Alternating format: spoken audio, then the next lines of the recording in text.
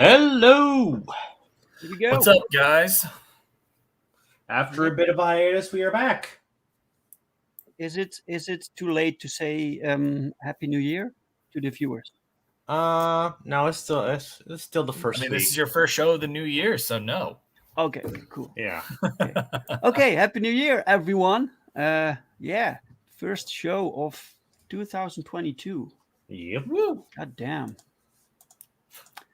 I hope this year is going to be better than the last one. Oh, I hope so too. Yeah, I really hope so.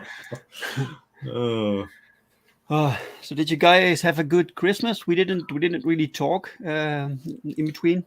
So yeah, I had a pretty solid Christmas. I had a good Christmas. My New Year's wasn't the greatest, but my Christmas was really good. All right. Yeah, I'd probably agree with that assessment. I got to enjoy some much needed downtime with the little guy for Christmas and everything like that, and so that was a good time. And yeah, it was just fun getting to see him watch GIFs and go ballistic. It's pretty. Oh good. yeah.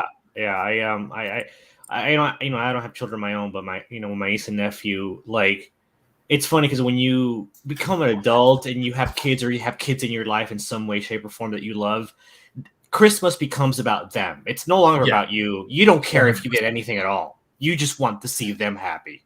Absolutely. I think that pretty much sums it up entirely. It's like, don't get me wrong. It's always nice to get stuff, but like, I was definitely far more focused on making sure that he had a stacked Christmas. Yeah. And it's funny because my nephew, he's 11 now, and my nephew's he's kind of a retro head, right? So he's into like a lot of 80s stuff and 90s stuff. He's into like dressing like the 80s. And he's recently, which is really exciting for me, he's recently gotten into old school comics. And he told me specifically, I want to get into comics, but I only want to get into stuff from the 80s and the 90s. I don't want anything newer than the early 2000s. I was so excited. So why is that? Because he watched your channel, I think. Maybe because he watches my channel. I mean, me and him are pretty close, so he knows my opinions about a lot of things. Yeah. So for Christmas, I actually got him two pretty iconic comics. I got him Infinity Gauntlet, the Omnibus of Infinity Gauntlet, and I got him Batman Nightfall, like the whole first one, like the super thick big one. Right. So, and he's super excited about it. I'm like, yeah, these are like iconic, like classic comics that you need to Lucky him. Yeah, wise decision indeed. So like I'm just I go to the comic store with him every chance I get, and they have a $1 comic section. He money he gets for his allowance, he just goes there and he looks through and he just picks out whatever he wants, and usually it ends up being older stuff like Fantastic Four and Wonder Woman, and recently he got one of the Chuck Dixon Robin comics, and that I read that. I was like, oh my god, this is amazing stuff to eat. And he loved it. He's probably his favorite one. So yeah. Welcome, Spore Hacker. Hello. Thanks for watching. I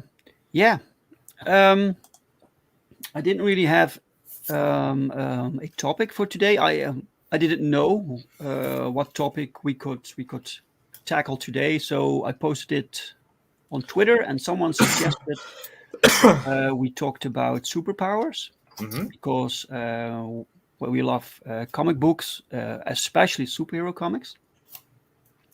And we make comic books with Michael has the Embrace, which is technically a superhero book, and you're working on Paragon Prime.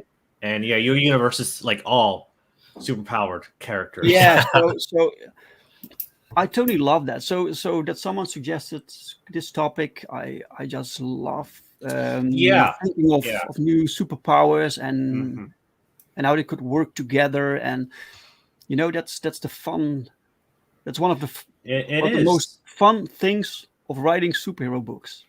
And it's funny because like I've thought a lot about this, and my philosophy, my approach when it comes to creating superpowers or the way superpowers works in my universe is actually more of the Marvel approach than the DC approach. Now, I like DC just fine. I think they're great, and I love a lot of their characters. But if I'm being honest with you, I think a lot of their characters are way too powerful, and they can be difficult to write for. And particularly, it's been known that I love Superman as a character, but Superman is just limitless when it comes to what he can do. So it's hard to put limits on that character. Same thing with the Flash, So my approach is more of the Marvel approach when it comes, because Marvel seems to have more limits with the powers of their characters as opposed to DC. And I think you rise an interesting point here when obviously when it comes down to the whole superhero debate, regardless of everybody else's like IPs and what have you, there are two names that will always stand out, and it's Marvel, DC. Like they're the big two for a reason. And to me, when I think of powers and developing powers for characters and everything, the question always comes back to what are these characters indicative of, right? At the end of the day, superheroes are just the most recent iteration of a continued tradition since the dawn of time in mythology and heroes and everything like that. And so superpowers should in some way convey things that modern society holds inherent value in. So like there are obvious ones that come to mind, like strength, speed, invulnerability, invisibility, even, especially I think in a modern world. I think that you would find that where 10, 15 years ago a lot of people would say that they'd want to fly or they'd want to do that. I think that a lot of people now, if they were being honest, would go for invisibility, a way to slip through the cracks.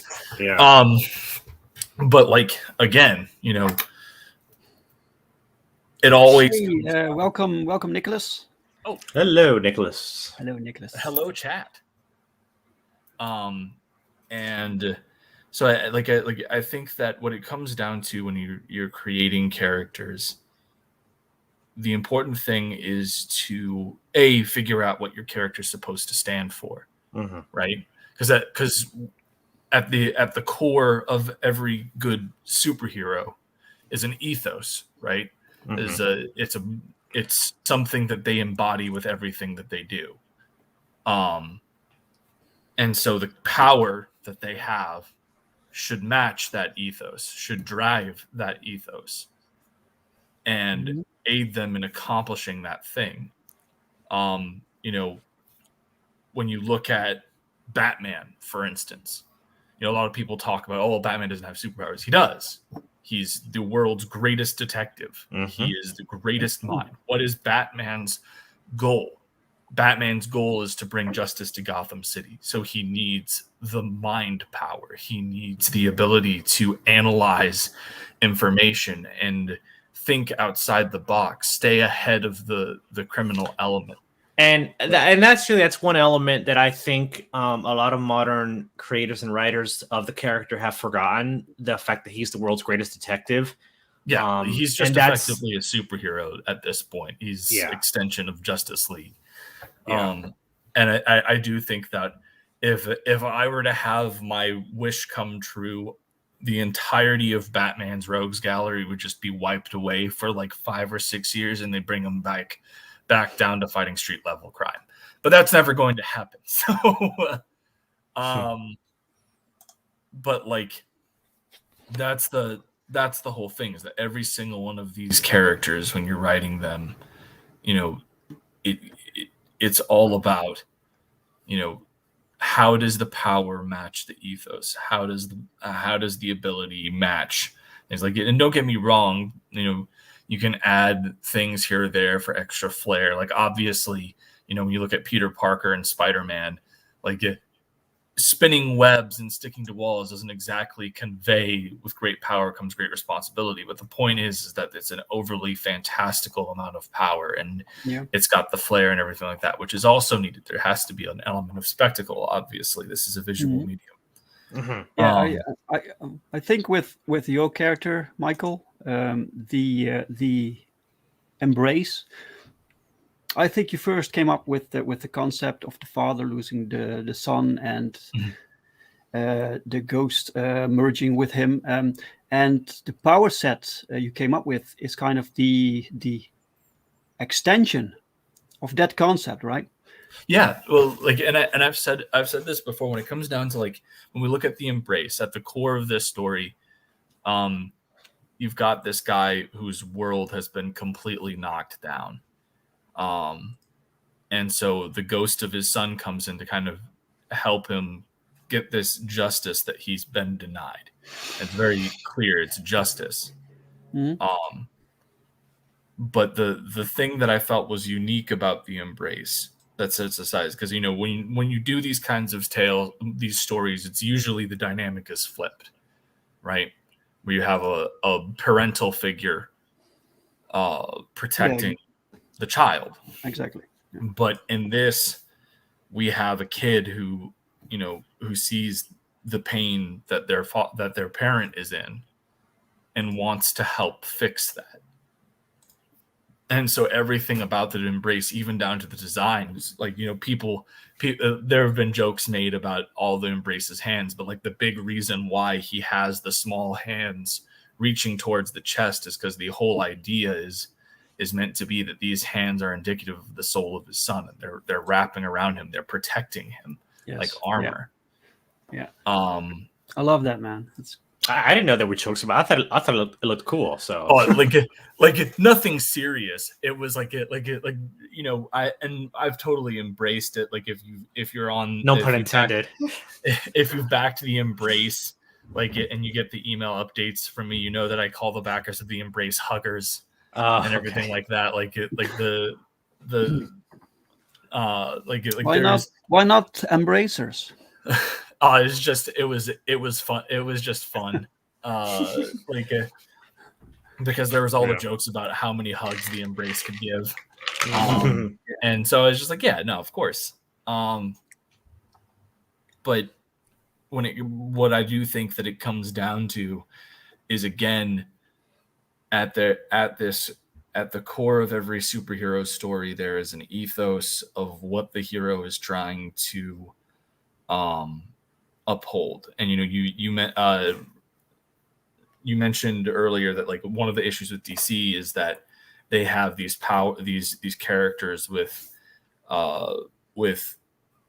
almost infinite limit, like power reserves with no set reservations. And it is more difficult to write, because what it means is that when you're writing these characters, it's going to be more beneficial for them to, you're going to have them punch out the bad guy, but the best Superman stories, the best Flash stories, even Batman stories are ones where the conflict that drives the story isn't external, it's internal. Like you look at it's funny you should mention one of my favorite Superman stories is actually I saw it first in animated movie form, which is Superman versus the Embrace, but that's based on the story What's So Funny About Truth, Justice, and the American Way, I think. Wait, Superman versus the Embrace? The Elite. The Sorry. Elite. Did I say the Embrace? No, okay. it's still that would be epic, man. The Elite. The comic epic. Is I'm fairly certain, but no, that's a fantastic comic. And again, there you have a whole thing where the Elite, they have really big fights with Superman, and there are times where they built because you have to build it up. Oh, they could potentially get the upper hand and this, that, the other, and they have everyone kind of fooled. But you as the reader know it's Superman. He's gonna the physical threat isn't the problem. The big point of Superman and the Elite, which is I'm sure where you were about to go, is the societal conundrum of, is Superman actually efficient? Is the good that he is doing outweighing the negatives of these villains getting out over and over again, right? Like does that make him a viable hero? And that's the center of a lot of really strong Superman stories. You got Kingdom Come, you know, is also Superman and the Elite. It's funny because like basically the same thing with the animated movie, was it Batman Under the Red Hood? Answered, it's kind of the same thing where like why he doesn't kill the Joker, you know, in that. It's really interesting because you have these two characters who are kind of the pillars of the no kill rule, and their difference, the reasons for both of them are so drastically different. You know, like Superman won't do it because of the inherent value in human life. You know, like every human life is worth saving, and while they might be bad today, while they might be on the side of villainy today, they could be redeemed, and that's what Superman tries to live by. For Batman, it's a much more different thing where it's Batman is breaking all of these laws, is doing all of these things that technically he's not supposed to be doing. That doesn't make him that makes him almost the very thing that he's fighting. But the thing that keeps him from being completely engulfed in the darkness is this preservation of life, right? So they're two sides of the same coin, but they're different aspects. Batman doesn't kill because if he does, he becomes the very thing that he's fighting against. Superman doesn't kill because of the inherent value of human life, and every single life has no one's life is of lesser value than his. Yeah, and I think that when DC does these kinds of stories is when they're the most interesting, and I think that they're the best ones that they do. I would agree. I mean, All-Star Superman is an absolute classic for a reason. Great. I love that. It's one. A love letter to everything that Superman has been. And I think that I like the way that the DC animated universe handled Superpowers, because in that on that show, Superman needed a spacesuit to be in space, right? Initially. No, he always did in that show. I think up to because by Justice League Unlimited, he's going up into space without the space. Are suit. you sure? Because I could have sworn there was an episode of Justice League Unlimited when he's wearing when they're waiting for Amazo to get there, because Amazo's coming back to Earth and they've got all the Justice Leaguers out in space. Superman's up there without a spacesuit. It literally just depended on what storyline that they were doing, and they had these cool Superman spacesuit designs, and so they just used them. But I do get what you're saying. I think one of the strongest parts of the DC animated universe is they did streamline certain abilities. Yeah, a good one is Flash only went to the Speed Force one time, and he had never discovered it before that point. It almost kills him. And it almost kills him. I like those that they put those limits on these characters on those shows as opposed to what they do in the comics. And I guess my counter to that would be, and this is how I've always made the distinction between Marvel and DC, is you've got Marvel, which has since Stan Lee brought through its renaissance in the Silver Age. The whole concept and driving force of the Marvel approach was a world outside your window, right? It was characters that, yes, they had the fantastical abilities and everything like that, but it was never out of the realm of reason, and you could see their conflicts in your day-to-day. That was always something that was in his how he saw how to do his books. It's one of the most compelling. Yeah. Yeah. Like on the other hand, DC has always been about creating a modern mythology. The Justice League, the all of these characters are extensions of the heroes and gods of mythology, mythology from times past. Mm-hmm. You know, they are the new Hercules. They are the new Amazons. They are, you know, they are this. They are that. Unfortunately, neither of them are those things anymore. Modern DC and Marvel, they're not those things. I mean, but the sad fact of the matter is that there's still people at both of those companies that are exceptions to the rule, that put out good work, that do tell those kinds of stories. The bad part about it is that those guys aren't getting the push they deserve, and exceptions to the rule don't make the rule. Mm-hmm. And I think that's probably the most unfortunate thing, is seeing that there's still good storytellers out there. Like we have Spore Hacker in the comments talking about it. Look what Tom King did to Batman. Mm-hmm. And yeah, Tom King, from a writing perspective, has been like a plague on comics since he's gotten his rise. His first few books were pretty solid, but I'm fairly certain that a lot of his normal writing isms were toned down by good editors. But the moment that he got enough push where he could get an editor from his book removed and he became unhinged, that's where we really started to get Tom King unleashing garbage. Yeah. But like, you know, you look at that and then look immediately at the run that followed it by James Tynion IV, which everyone clamors about. I was not able to keep up just because of things going on at the time, but I read the first like 4 or 5 issues. Fantastic.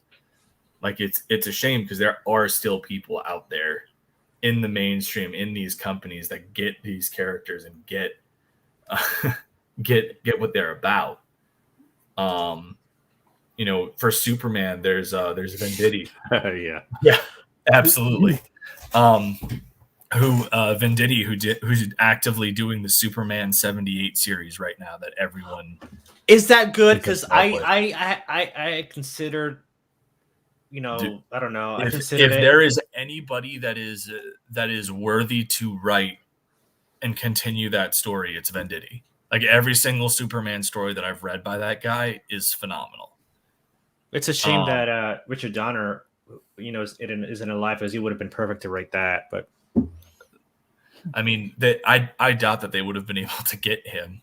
Well, he did do a Superman story, The Last Son of Krypton, that I have, and I read. That's a great one. That was like a couple of years ago. That was in the 2000s something. I don't remember when. But yeah, but that's still like you're talking a bridge too far ago. Yeah. And I mean, hell, these companies probably couldn't have even afforded to pay Richard Donner what he would want to work. Like, I mean, you look at Alex Ross is finally getting a chance to do his Fantastic Four pitch that he's been talking about for literally half a decade. And Marvel can't afford to pay him.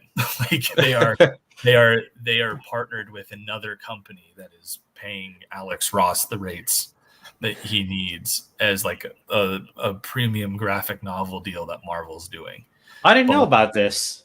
Oh yeah, man, and it looks incredible. Like you can tell, like this is some of Alex Ross is, in my opinion, has been kind of phoning it in, doing just covers for people here for the past few years. But like when you see the cover that he did for this Fantastic Four book, I'll see if I can't pull it up. Yeah, I have Justice that he did. I have Kingdom Come. So those are excellent. Yeah. I don't really see the point of too many super powerful, overpowered characters. I'm like, why do you need that? A few days ago, someone posted the power set of this character, America Chavez. I didn't really know her. Oh God, America! And I was like, she's basically God, you know. well, because it's funny because like that's a perfect example because she's like she's supposed Puerto Rican or queer and everything. She checks all the boxes and she's like super powerful. So the shame about America Chavez is she was introduced in a Young Avengers run that came out, and her powers were left kind of super ambiguous. And then she got the Gabby Rivera solo run and got turned into when she was in the Young Avengers book, I actually really liked the character. But then the Gabby Rivera run happened, and well, we know what happened after that. And she isn't even Puerto Rican, by the way. I know, and that was a recent article said that she's like the first or the only Hispanic character, but she's not even Hispanic because she's from an alternate dimension. It's just idiotic. It's so stupid. It's dumb, and the unfortunate thing is that you're always going to see headlines like that because that's all these companies care about at this point. Yeah, and the whole Latinx thing. The whole Latinx thing annoys me because I'm Hispanic. I'm Puerto Rican, so that whole thing just that's an epic cover, by the way. Cover. That's a gorgeous cover. So as I said, man, you look at this is literally some of Alex Ross's best artwork, and that's just the cover. That I'm getting a lot of Jack Kirby vibes from that cover. Yeah, it is you can tell how much care he has, and you compare that to his other covers that he's been doing for the past few years. And don't get me wrong, Alex Ross will always put it it's Alex Ross, but it's not even a competition. This just looks stunning. So is this set in its own separate universe, which is a more classic version of the Fantastic Four? It's effectively if he's getting to do it the way that he had initially pitched it, it takes place in the 60s, 70s. That just sold me. That just sold me right there. That is awesome. Wow. He's been talking about this thing because I follow Alex Ross pretty closely, but he's been talking about wanting to do this Fantastic Four series for at least 5 years. And his thing was always I kind of want to bring them back to where they were in the 50s and 60s and just exploring different dimensions and stuff like that. And so he's finally getting a chance to do this. It's written and drawn by him. Is it going to be so it's going to be like a miniseries, I assume, right? No, it is a full-on graphic novel. Okay, graphic novel. So he's releasing it as a graphic novel. Yes. Okay. Cool. Do you have any news on when that's coming out, or I could find that get it to you. I don't have it offhand, but he's pretty pumped about it. And to be fair, Marvel should have signed him to do this fucking ages ago. This sounds epic. It sounds like something I would really, really love. Yeah. But yeah. So yeah. And Fantastic Four, Ron, a few days ago we had this little talk on Twitter about teams, superhero teams. Yeah. That was interesting. That was fun. And now Michael brings up a Fantastic Four, and I was thinking that balance-wise, the Fantastic Four is the perfect team. It is, and there's other iconic foursomes like Teenage the Ninja Turtles. They're four, and they're amazing. I mean, you have the Ghostbusters. Why not put them in there too? That's not really what I mean. He's talking from a power perspective. Since we're talking about the that's what you meant. Elements, they each bring something unique. Yes, you have the brawler, right? So you most teams needs the strong person. Then you have the smart of the brains. So you need someone Reed to lead. Richards, yeah. You have someone who can fly. I think that's quite essential for every team. It needs at least one member who can fly. And he's also the long range guy because he could. And he has the long range. Exactly. He can fly above and shoot fireballs down at the bad guys or whatever. Yeah. And then you have and Susan, then you have who acts as the glue. female Susan Storm. She's kind of the heart of the team. She keeps everyone together, and it's just perfect. Yeah, the Fantastic Four, they're amazing.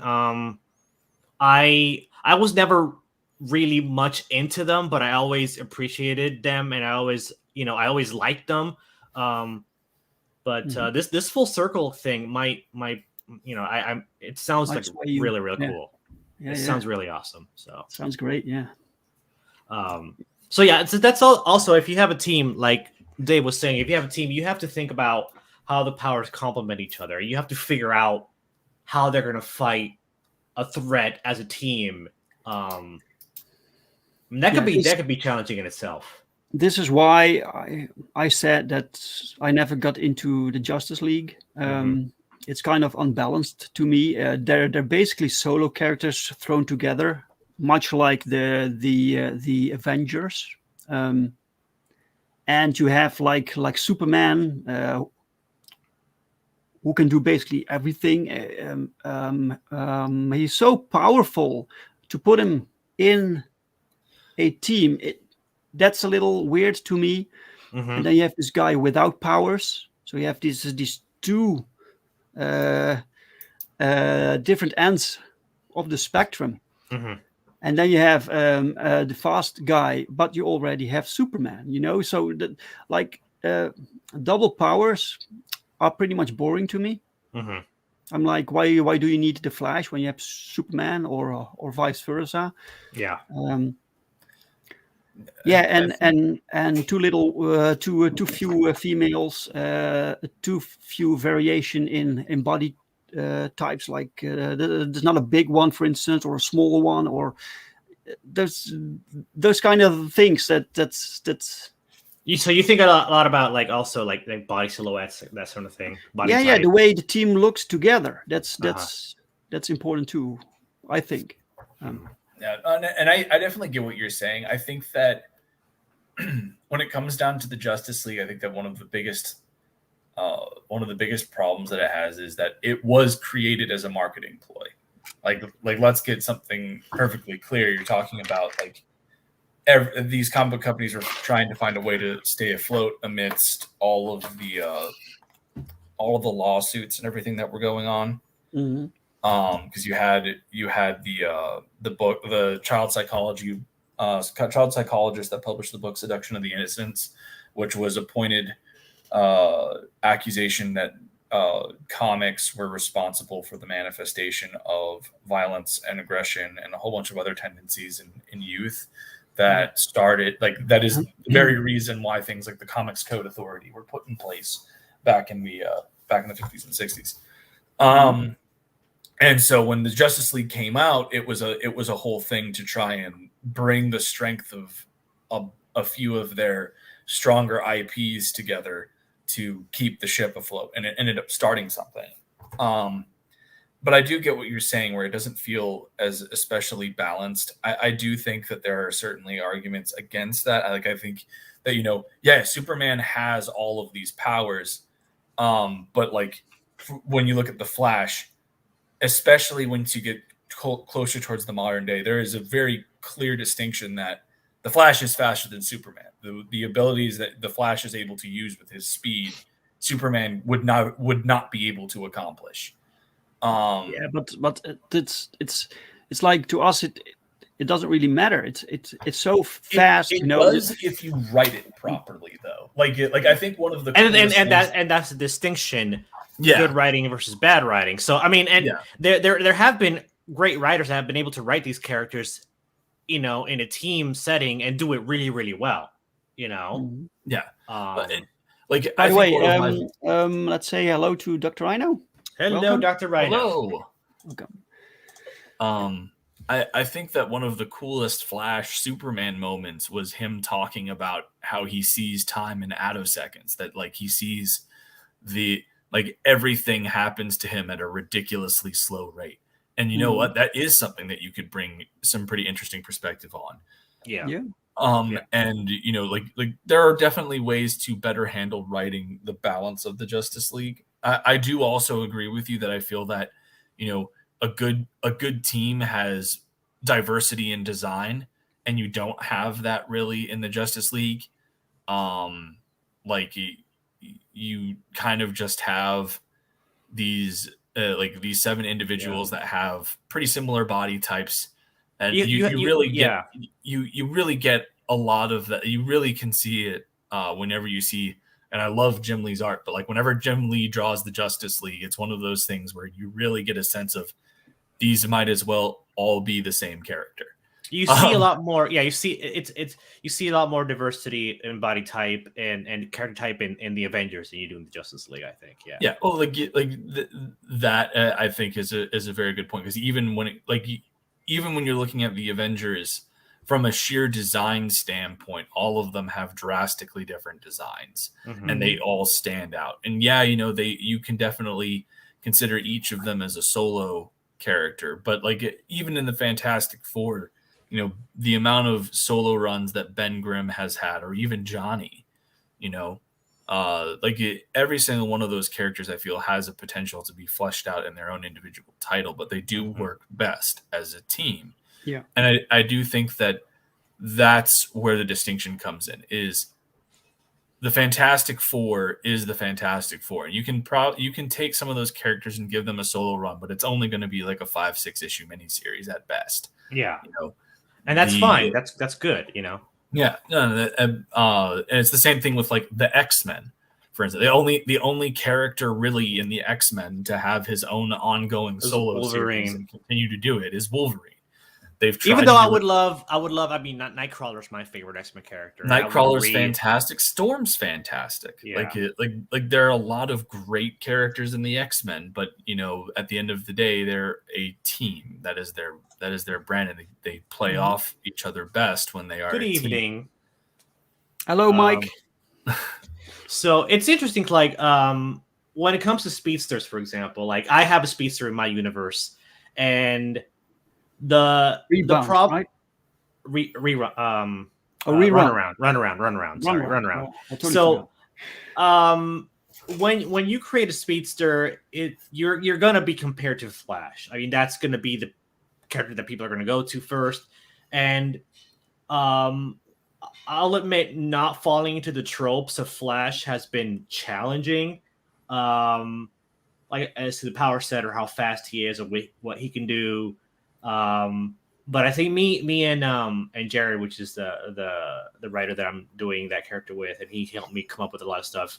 I think we've come up with some incredible ideas. I'm not taking a lot of inspiration from Flash. I'm actually taking a lot more inspiration from Quicksilver from Marvel Comics, because he's not like he can't. There's gonna be no time travel. He's not going to be able to vibrate through walls or any of that stuff. Nothing like a speed force or anything ridiculous like that. I don't want to do that. That's also too much. Honestly. Huh? I prefer that, honestly. Yeah, I think that's better. I think that's more interesting. I think that makes for better storytelling and better. It's such a cool power. You don't need all this extra stuff. Yeah, like a lot of the stuff that Flash, the stuff that they've had Flash can do, it seems like padding, like just packed on stuff that doesn't need to be there for the character. I don't think. I mean, I think that one of the big aspects when you're talking about the things that have been added onto the Flash, as far as like Speed Force and the ability to do time and everything, is at the end of the day, like when we're going back to one of the things I said initially, where you're talking about a character's power should be derived from an ethos that drives the character, and Barry Allen, at the end of the day, is a scientist, right? Like he's he works at a crime forensics lab, but he has a background in physics, and so having this character that is going to these kinds of speeds, he's going to experiment with it. He's going to play with it because that's the scientist in him. So I think that's fine. I think that if you were going to tackle a speedster similar to the Flash, those kinds of speeds anyway, I think that the real way that you make them stand apart is personality.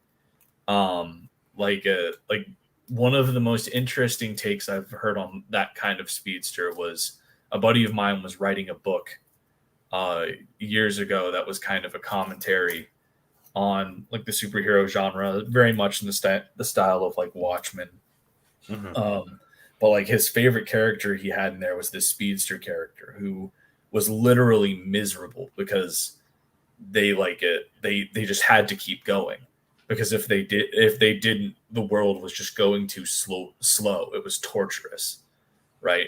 And so they were just non-stop going, and any single time that anyone tried to connect with this person, every single time anyone tried to get close to him, they were moving so fast that like they couldn't keep up. Like there were other speedsters in the universe that would try and like keep up with this character, and it would turn them into like dust. But like this character is just constantly going, because if they slow down and they stop, the speed that the rest of the world goes in normally is unbearable for her. It was just torture. Wow, that sounds pretty dark. I mean, yeah, but like it's a cool take. Like if you have a character, like if you take that quote from The Flash, where it's like I see the world in attoseconds. That's the time it takes for light to pass across the surface of a molecule. Mm-hmm. If that is how you see things, imagine how unbearable it would be to stand in line for a cup of coffee. Right. Yeah. Mm-hmm. Right. Yeah. Like how just absolutely excruciating it would be to be stuck walking behind somebody that you could literally just and be gone. Yeah, this was also a little bit explored in the comic Invincible. You have this team. They're based on the Justice League. They're kind of throwaway characters, and one of them is the Red Rush, based. Yeah, and he has that on the too. Flash, and he says, because he has this relationship with this woman, but when he's with her, he needs to slow down. So everything moves in slow motion to him. So mm-hmm. life is very long. So he feels like he lives forever, and everyone moves extremely slow, and that's I would have liked to see more about that, because that's pretty interesting what that does to someone's psyche, Mm-hmm. But it was a cool concept, yeah. That's the thing, man. With powers, you have to think of what it can do to a person. Ron, your character Paragon Prime. Mm-hmm. How did you come up with his power set? Oh, geez, that was that was a weird, like, grab bag kind of thing. I don't know. I just combined different. For example, I wanted him to have super strength, but I didn't want him to be like Hulk or Superman levels of strong, right? So I settled. You know what? I wanted to have super strength, but I don't want him to be OP. So I settled on like the super strength level of someone like Spider-Man. Mm-hmm. He's that strong. Basically, he's not bulletproof. He actually gets his powers from prime particles, which is the kind of the interdimensional energy source from my universe. So that's basically this. He discovered this energy source that comes from an alternate dimension, and he taps into it, and an accident happens, and he gets these superpowers, these abilities, and all his powers come from the prime particles that have infused his body. That have infused his body. A lot like the cosmic rays that the Fantastic Four had, or the gamma radiation that the Hulk had. Kind of like it works a lot like that. Mm-hmm. Physically, he's about as fast as fighting ability and as acrobatic as someone like Captain America. So he's not bulletproof or anything like that. But he uses. Can he fly? No, he can't fly. I'm not. Believe it or not, I'm not a huge fan of fly. I like characters that have flown, like Superman, but I don't love flight as a superpower that much. Right.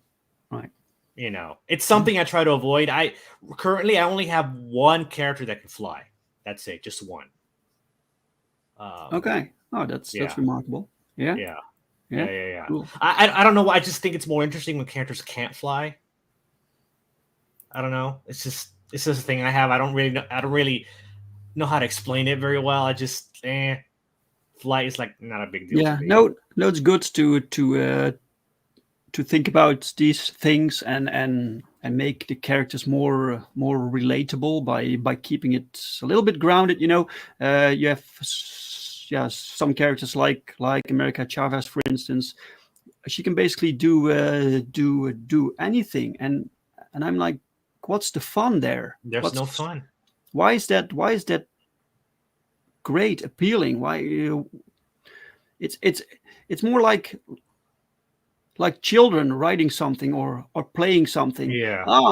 I'm much stronger than your character. Oh yeah, well my character can do this. Oh yeah, my character can do this, and before you know it, they can blow up planets.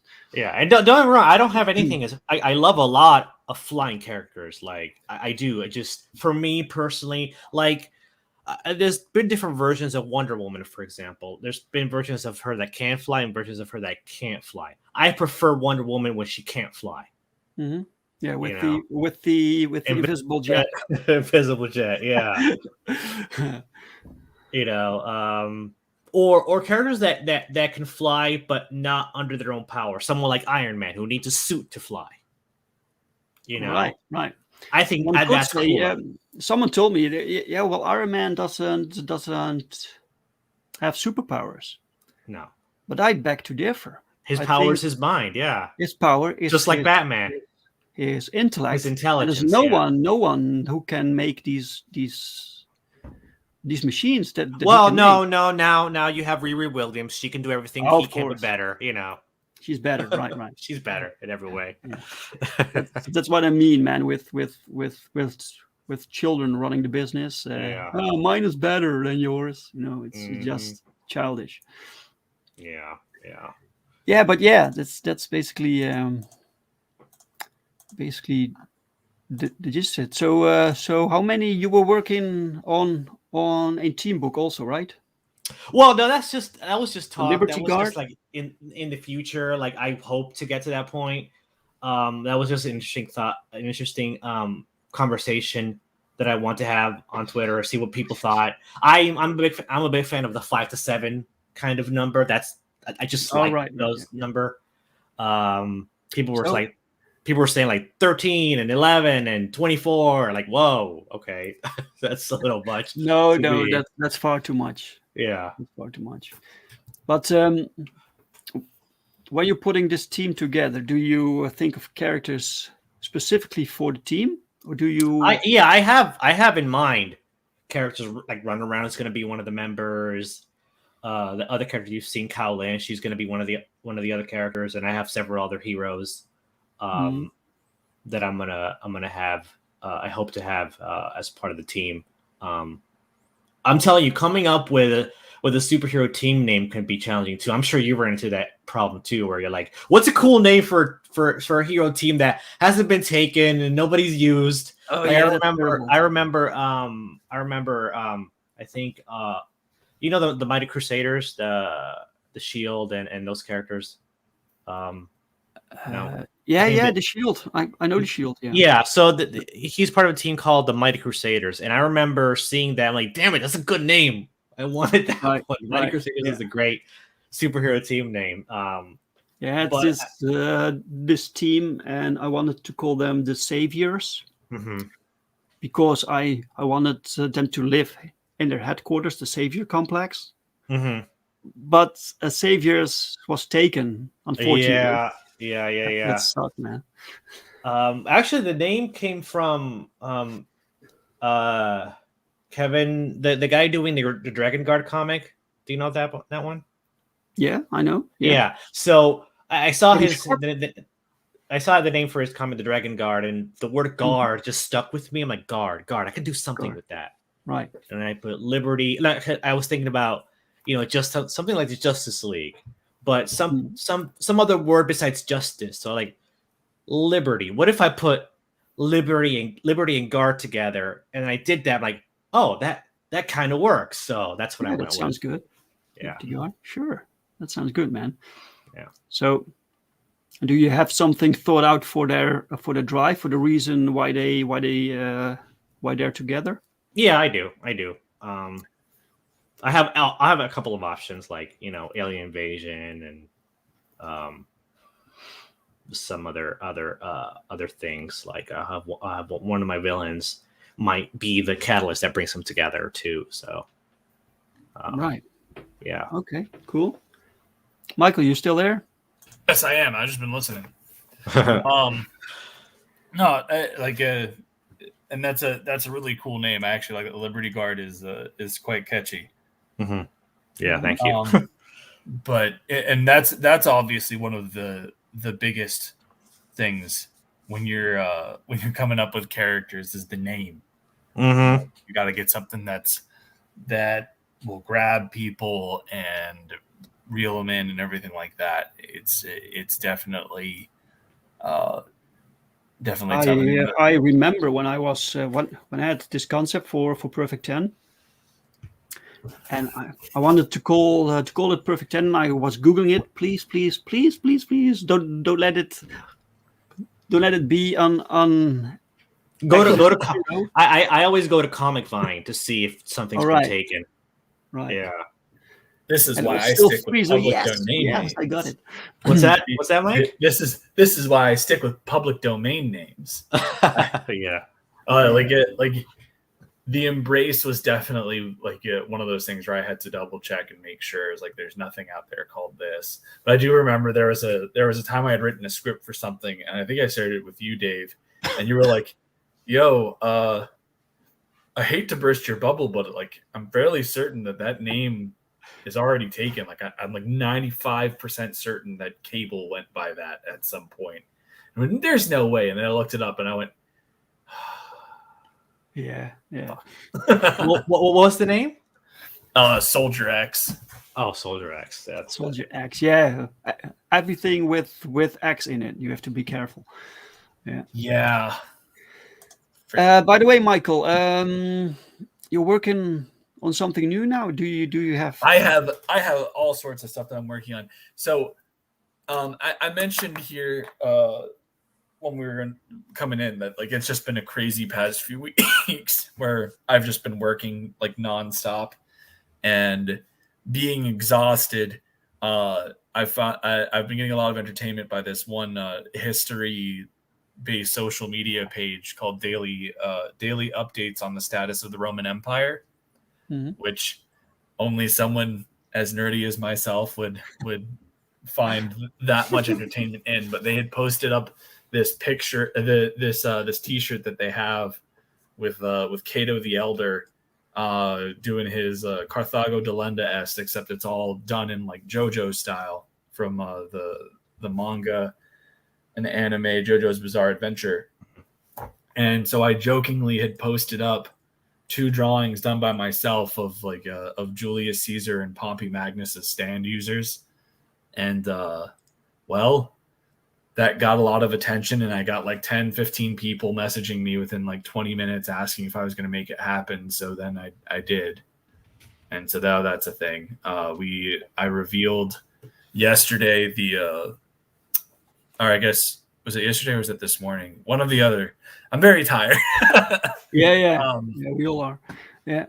But like I revealed the first look at Julius Caesar in the manga with his stand, which we're calling Eidolons de Bello, and that's been flying around. And then I think I talked about Pro McCoy a bit, and that's been fun. We're getting character drawings together on that because that has to be fully fleshed out. Oh, I'm looking at that right now. Wow, look at that.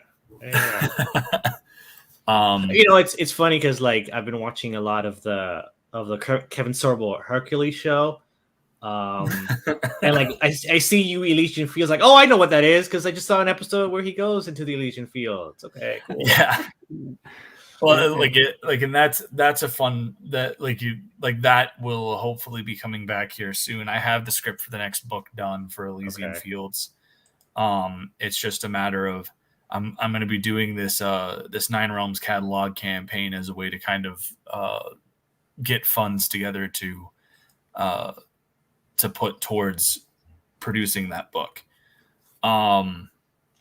Like making sure that I have more of it done before I launch than I have done on previous projects. Mm-hmm. So I figured that a good way to do that would be to make my catalog available for people that might have missed a book or what have you. And one of the big things that's driving it is we brought in a new colorist for Elysian Fields, so I'm having him recolor the last book. We had him recolor the 0 issue. Mm-hmm. And so now everyone will be able to have all 3. Well, when the 3rd book comes out, all 3 books will be available recolored and everything like that in the new style, because it really does make a difference. Mm-hmm. Your color can make a huge difference, man. Mm-hmm. Yeah.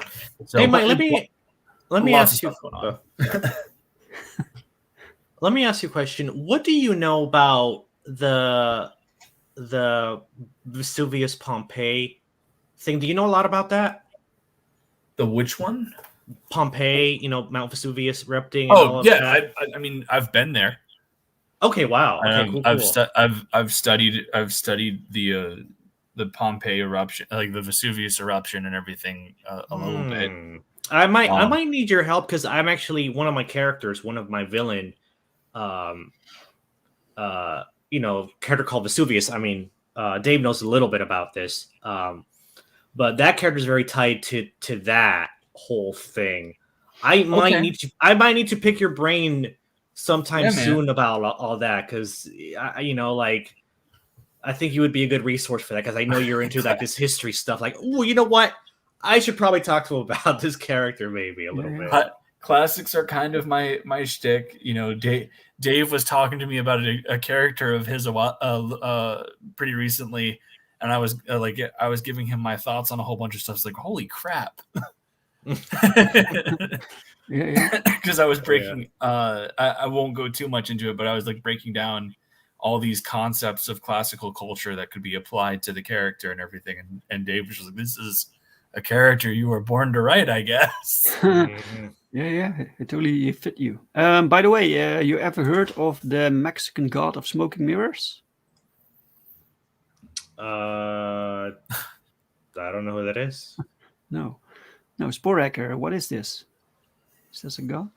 DC used him at some point. I don't know him. So yeah, I don't know. Like what? I don't know what you're talking about. But it's not. You don't yet have a pre-launch page, right, Michael? For the Nine Realms. For your new, yeah. That we have a pre-launch page for. We're almost at 100 signups. All right, let me share that, man. Can you share with us? Yeah, we'll do. Awesome. So, talking about this Vesuvius character, this might be a good time to do this. People can sign up for Perfect 10 issue 3, where this is in production right now. And Powell's doing this book, right? He's drawing this one. Yeah. He will always be doing Perfect 10. Always be doing Perfect 10, and even the title we've planned after this one. So Powell and I will be working together for a long time. Cool. He's amazing. And here is the character.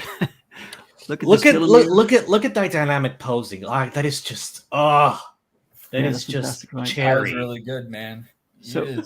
So this character was first called Vesuvius, volcano dude, and then Ron told me about his Vesuvius, and I simply changed the name. So now he's called Krakatoa. Easy fix, He looks awesome. Yeah, man. Look at this cigar. That's fantastic. But I have one thing to say about it. I love because like right now I don't know if Marvel can have characters like Nick Fury or Ben Grimm munching on cigars anymore because they're against that, right? I don't think they do that kind of stuff anymore. They used to, and it was awesome. Like characters like Ben Grimm. But Grimm used to do that. Yeah. Wolverine, Nick Fury. I think Commissioner Gordon also. Harvey Bullock. Wolverine. Exactly those characters, and now just they can't anymore. No, none of that. I love the fact that you have him. That is just such a character thing. I love that so much. Oh my god. Yeah, it gives him personality. It gives him personality. I love it. Yeah. By the way, the Sporehagger just mentioned the name. Oh, so that's the name of the character. I'm not going to pronounce it. Tezcatlipoca. To answer the question, pretty much anything from antiquity, mythologically related, anyone can use as public domain. The only way that DC would be able to put on an issue is if your design for that character was similar to the design that they used for their interpretation of it. So, like, I could use Thor if I wanted to, just a different version. Yes, of Thor, you absolutely could. You wouldn't be able to your logo wouldn't be able to look the same. You might not be able to call him the Mighty Thor because that's probably trademarked. Mm-hmm. But you could use Thor in your book and what have you. And so long as he doesn't look like the way Marvel does Thor, I might call. His name might be Thunder God or something. I don't know, something like that. The point is you can use Thor. You can call him Thor because Thor is a mythological entity that predates the existence of any of those companies. Nobody has ownership over that. I have Achilles. There has been versions of Achilles in both Marvel and DC comics. Yes, and same thing with Hercules. They both have Hercules. These characters that are like that are coming from. He's asking, so if I make a Dark Wizard-like character with Black Obsidian Mirror, you would not have to worry about anything. No. So long as it didn't look like the way that DC portrayed the character or what have you, you are fine. There is if you were pulling names from mythology, I have a character that's going to be coming out called Janus. So if anyone has a character that's called Janus, it doesn't matter. Janus was an Etruscan god of fame and of fortune and doorways. So it's you're not going to. No one's going to be able to go, oh well, you stole the idea of this name from me. It's no, because this is literally where we get the word January from. So. No. Dr. Ido's got to go. Bye, man. Thanks for have a good one, man. Thanks for joining us. Thanks for hanging out. So cool, that's always the fun part about taking from those names from the names from characters from the old myths and stuff like that is that there is no worrying about any of that so long as you aren't doing any design work that could be considered trademarkable. Mm-hmm. Yeah. So tell so Elysian Fields Remaster plus 9 Realms catalog.